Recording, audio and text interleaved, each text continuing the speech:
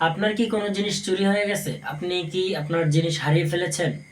আপনি এমন একটা জিনিস হারিয়েছেন যেটার লাখ লাখ টাকা দাম, যেমন আপনার ওয়াইফের কানের স্বর্ণের জিনিস, নাকের স্বর্ণের জিনিস, বা গলার স্বর্ণের জিনিস, বা যে কোনো জিনিস হতে পারে, চোরে নিয়ে গেছে। এখন আপনি খুব বিপদে আছেন।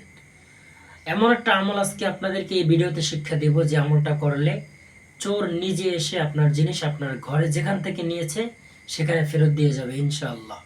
এমন একটা আমল আজকের এই ভিডিওতে বলবো। সম্পূর্ণ ভিডিওটি দেখবেন, স্কিপ করবেন না ভিউয়ার্স। চুরি মাল ফেরত পাওয়ার জন্য যে আমলটা করবেন সেটা হলো 3000, 1000 নয়, 100 নয়, 200 নয়, 3000 বার আপনাকে একটা নাম পাঠ করতে হবে, পড়তে হবে। যে নামটা হলো আমার আপনার রব, আল্লাহ পাক রব্বুল আলমিনের পবিত্র একটা নাম, ইয়া মালিকু।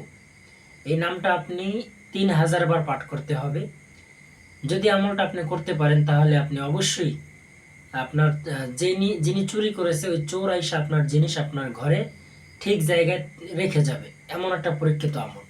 এরপর আসেন আর একটা আমল আছে, সেটা হলো আপনি কিছু খাদ্যদ্রব্য বা রুটি বা যে কোনো খাদ্যদ্রব্যের উপর ফু দিয়ে আপনি যাদেরকে যাদেরকে সন্দেহ করেন তাদেরকে যদি খাওয়ান, আর উনি যদি চোর হয় তাহলে অবশ্যই ধরা পড়বে।